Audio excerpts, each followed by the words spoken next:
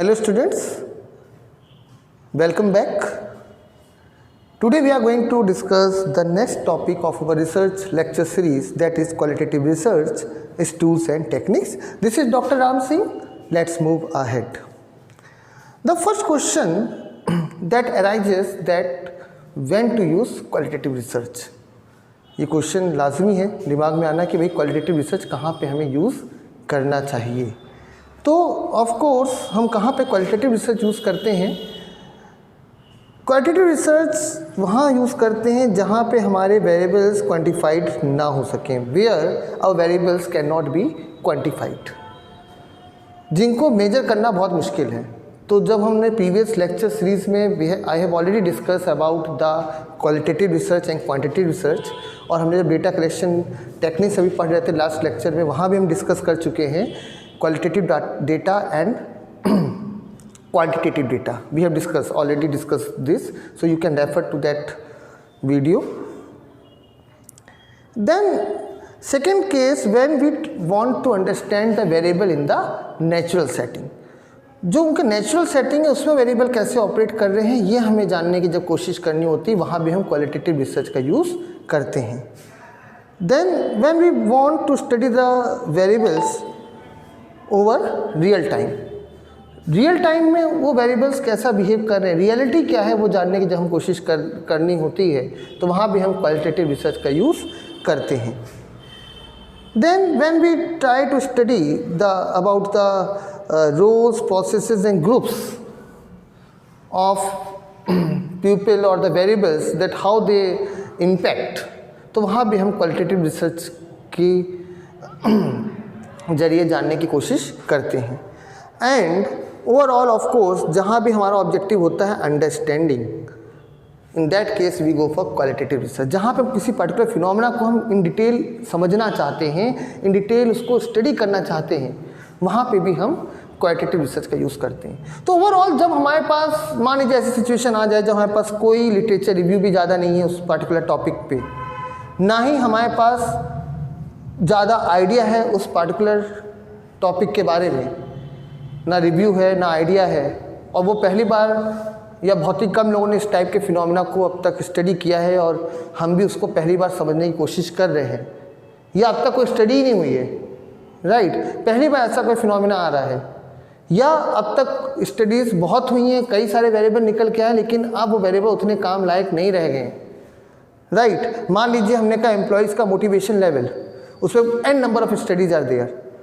और होता क्या है नॉर्मली रिसर्च में क्या होता है कि एक फ्रेमवर्क डेवलप हो जाता है, वाइडली उसको हम यूज़ करने लगते हैं, और वो वाइडली यूज़ होते होते of course over the period of time it loses it's effectiveness.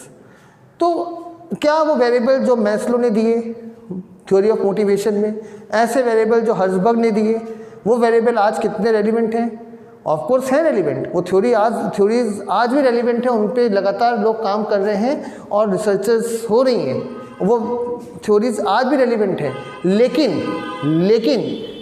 अभी भी कई ऐसे फैक्टर्स हैं जो उन थ्योरीज में नहीं हैं. क्यों नहीं है? क्योंकि थ्योरीज हुई इतने साल हो गए, वो कॉन्टेक्स्ट बदलते गए समय के साथ. हमने कहा रिसर्च इज ऑलवेज कॉन्टेक्चुअल. जो फैक्टर आपके यहाँ पे इम्पेक्ट कर रहे हैं रिसर्च को इंडिया में, वो फैक्टर्स यूएस यूके में नहीं कर रहे होंगे, या वहाँ पे अलग फैक्टर्स होंगे, या हो सकता है दोनों जगह इम्पेक्ट कर रहे हो. आई एम नॉट सेइंग कि जो यहाँ कर रहे हो वहाँ पे नहीं कर रहे हैं, but yes there will be the variation, right. So research is always contextual. तो अब कॉन्टेक्चुअल है, एंड ऑफकोर्स टाइम के साथ लोगों का बिहेवियर बदलता है, टाइम के साथ चीज़ें बदलती हैं. तो वहाँ पे अब नया क्या है, जब ये जानने की कोशिश करनी हो तो वहाँ पे qualitative research is the only option.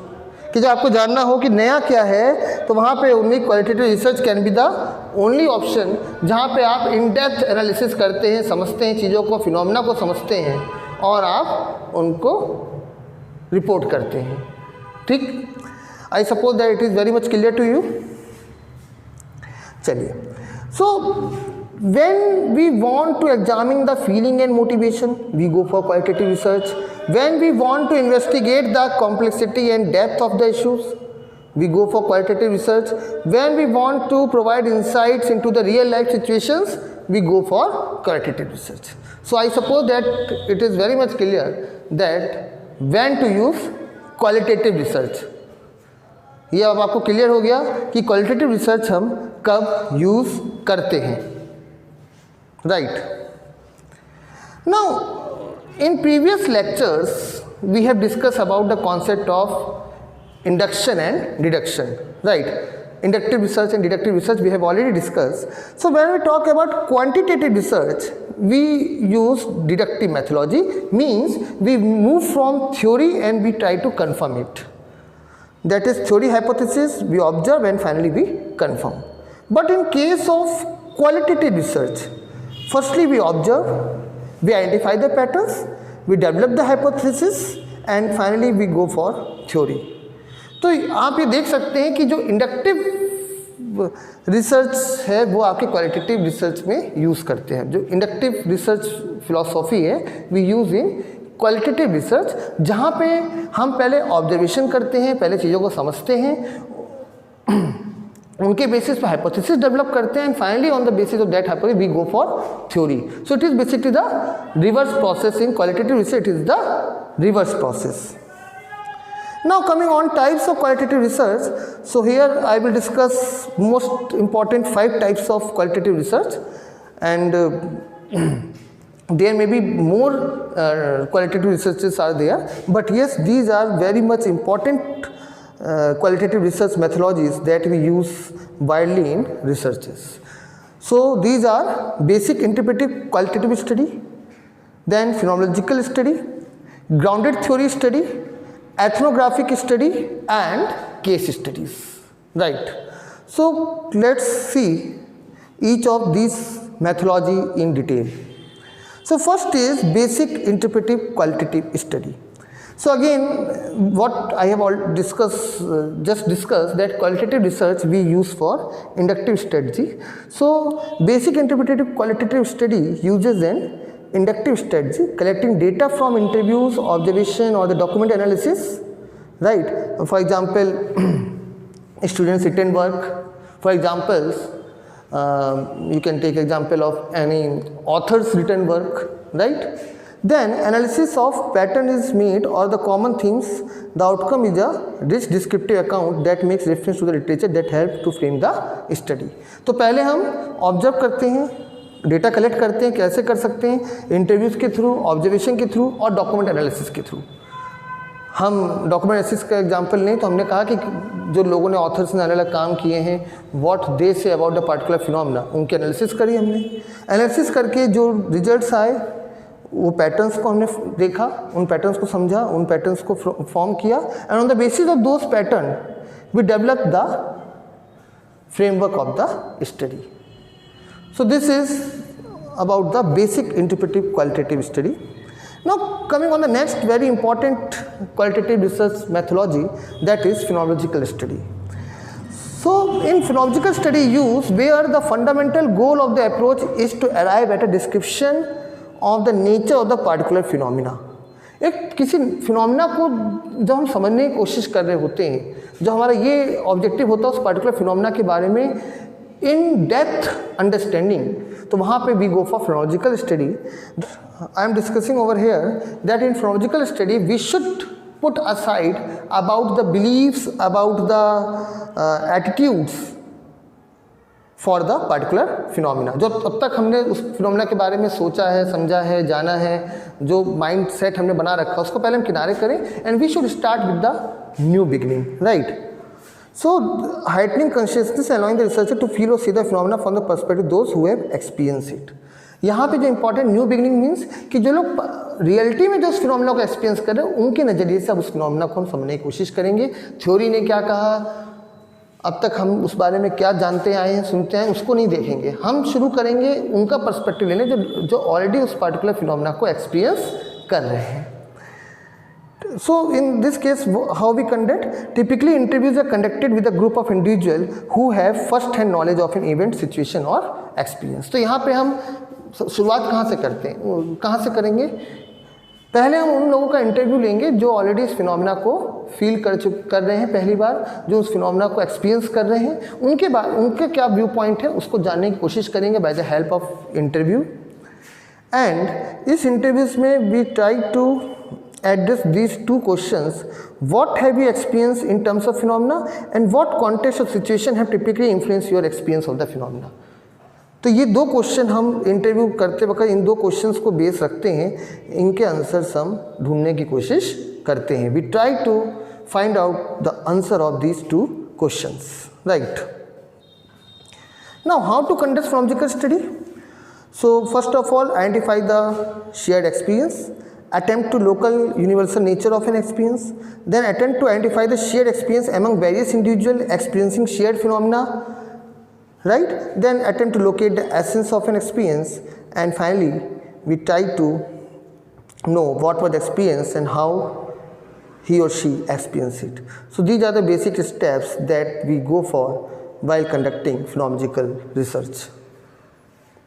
Now coming on the next very important and widely used research, and it is very much important, please make sure that whatever the qualitative research techniques we are discussing today, you will get at least one question, at least 1 to 2 questions in your NET JRF question paper.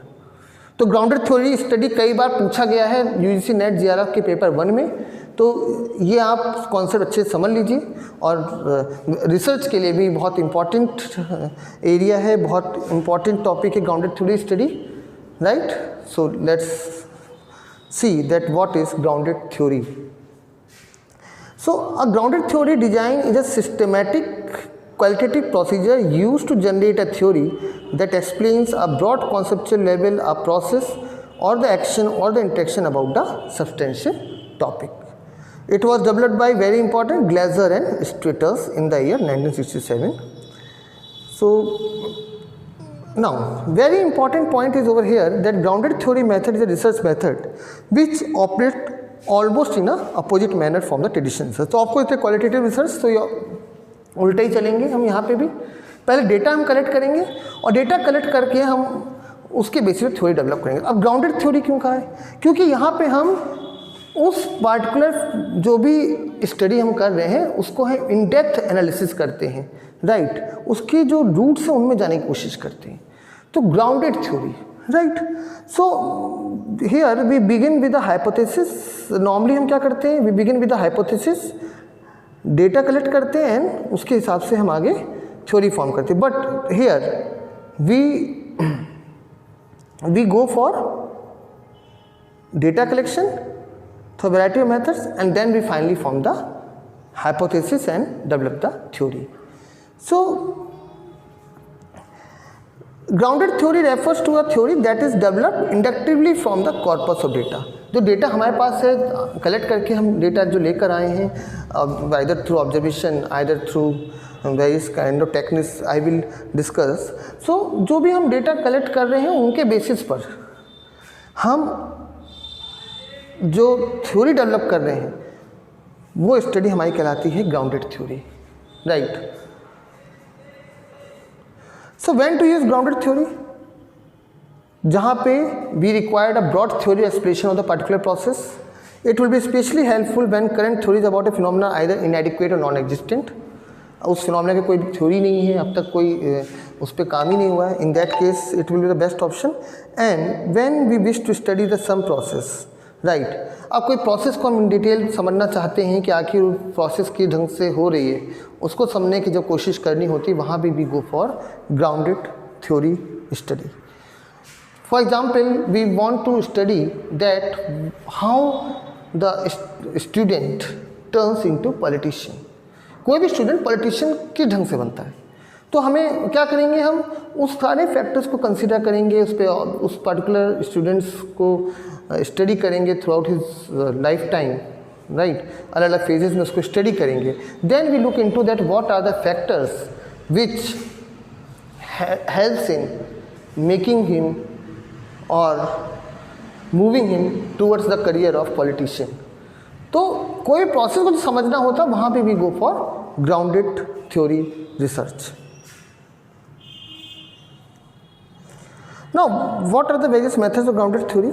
So, basically, first of all, what we do, we read a textual database and discover the various variables which is known as categories or maybe concept or the properties and try to find out the interrelationship between these variables. तो सबसे पहले तो हम literature जो उस पर available है उसको हम पढ़ते हैं, जो टेक्सचुअल डेटाबेस है वहाँ पे उसको पढ़ते हैं, उनमें से हम वेरिएबल्स को आइडेंटिफाई करते हैं जिनको हम कैटेगरीज कहते हैं और उसी के बेसिस पे हम कैटेगरीज या कॉन्सेप्ट कहते हैं या प्रॉपर्टी जो भी कहते हैं और उन लिटरेचर के बेसिस पे हम उनके बीच में रिलेशनशिप निकालने की कोशिश करते हैं, राइट.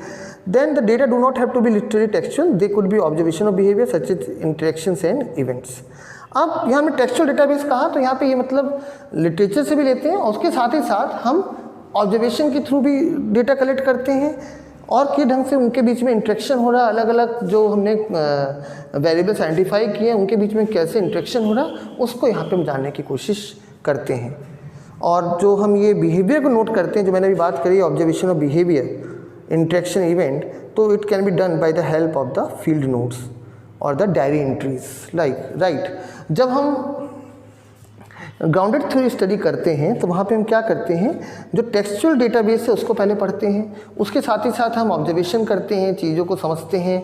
उस हमने जैसे भी एग्जाम्पल लिया अभी आपसे कि how the student turns into politician, right.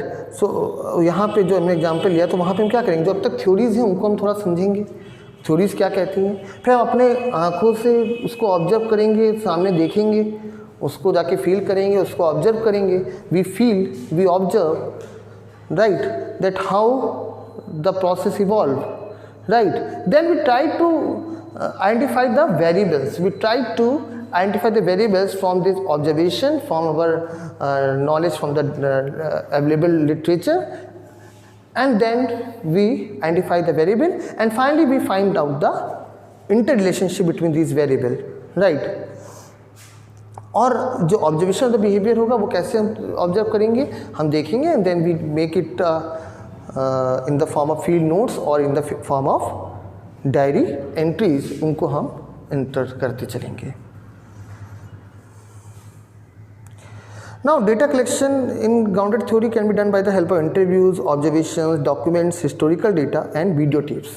Of course, उससे रिलेटेड जो भी आप इंटरव्यूज़ लेकर डेटा कलेक्ट कर सकते हैं उस फिनोमेना से रिलेटेड, जो भी अभी हम ग्राउंडेड थ्योरी स्टडी में जो भी हम ऐसा फिनोमेना स्टडी कर रहे हैं जिसके ऊपर अब तक कोई थ्योरी नहीं है, तो वहाँ पे हम we go for interviews, we can go for observation, we can go for available literature or the documents or the historical records, or we can even go for the videotapes, right. I will discuss the data collection techniques in qualitative research in more detail in the next lecture. So please like, share and subscribe so that you will get update about the latest video uploads. Now, how to conduct grounded theory research? So यहाँ हम वही बात करें, rather than beginning by researching and developing hypothesis, the first step is data collection through a variety of methods, right. So of course this is one of the important factor over here, that first step is to collect the data, then moving towards the theory. Then from the data collected, the key points are marked with a series of quotes which are extracted from the text. तो हम जो data collect कर रहे हैं उनमें से की points को मार्क कर लेते हैं और उनकी कोडिंग करते हैं on the basis of the literature, on the basis of the text जो हमारे पे अवेलेबल है, उनके बेसिस पर हम उनकी जो कोडिंग करते हैं. The codes are grouped into the similar concept in order to make them more workable. और जो कोड्स ऑफ द जो कोड्स हैं आपके जो सिमिलर कॉन्टेक्स्ट के, सिमिलर नेचर के हैं, उनको हम ग्रुप कर देते हैं, कैटेगरी बना देते हैं, so that it will be more workable, it will be more useful for the further process. Then from these concept categories are formed which are the basis for our creation of theories. And finally जो हमने codes को group किया उनके basis पे जो categories बनाई, these categories form the basis of the theory. ये categories ही होती हैं जो निकल के आएंगी, उनके बेसिस पे हम थ्योरी को क्रिएट करते हैं. So these are all about the process of conducting the qualitative research, question formulating, theoretical sampling, then interview transcribing and content summary, then data chunking and data naming, that is coding, then developing conceptual categories, constant comparison, analytic memoing, and finally growing theories. So all the data collection techniques used in qualitative research will be discussed together in upcoming lecture. Now coming to the next important research type, qualitative research type, that is ethnographic research. So basically what is ethnography? It is the art and science of describing a group or culture. For example, the description may be of small tribal group. तो ethnography क्या है? जब हम किसी particular group और culture को study करते हैं उसको हम कहते हैं एथनोग्राफी. तो ये भी क्वालिटेटिव रिसर्च है, क्योंकि इसमें कोई भी हम सर्वे नहीं कर रहे हैं, कोई भी हम क्वेश्चनर एग्जीक्यूट नहीं कर रहे हैं, हम इसको रियल टाइम में एक्सपीरियंस कर रहे हैं. फॉर एग्जांपल जितने भी ट्राइबल स्टडीज़ होती हैं उनमें रिसर्चर क्या करते हैं? उनमें रिसर्चर उन ट्राइब्स के बीच में जाके रहते हैं, राइट. रह करके उनके साथ जब समय बिताते हैं, then they feel that what are the real problems or what are their way of living. इसको जानने का तरीका वही है कि आप उनके बीच में रहिए, उनके साथ समय बिताइए. तो जितने भी इस टाइप की जो ट्राइबल स्टडीज़ हैं ये भी आपकी एथनोग्राफिक स्टडीज़ हुई, जहाँ पे हम उनके कल्चर को जानने की कोशिश करते हैं, उनके आर्ट्स को जानने की कोशिश कर रहे होते हैं, किस टाइप का वो बिहेवियर करते हैं, किस टाइप से वो रहते हैं. जहाँ पे इस टाइप की हम स्टडी कर रहे होते हैं वो हमारी होती है एथनोग्राफिक रिसर्च, राइट. तो एथनोग्राफिक रिसर्च में नॉर्मली क्या होता है, जो रिसर्चर होता है वो उन ट्राइब्स के बीच में या ऐसे लोगों के बीच में जिनके बारे में हमें कल्चर को समझना है, जिनके वे ऑफ लिविंग को समझना है, उनके बीच में जा कर के रहता है रिसर्चर, और उस रहने के बाद उसको फील करता है, एक्सपीरियंस करता है, उसके बेसिस पे अपने रिजल्ट्स को रिपोर्ट करता है. Now this word come from ethnos, which means folk or people, and grapheme means writing. So of course it is all about writing about the pupil, right. So basically this type of study mainly used in sociology and anthropology. So I think that ethnographic research is clear to you. Now coming on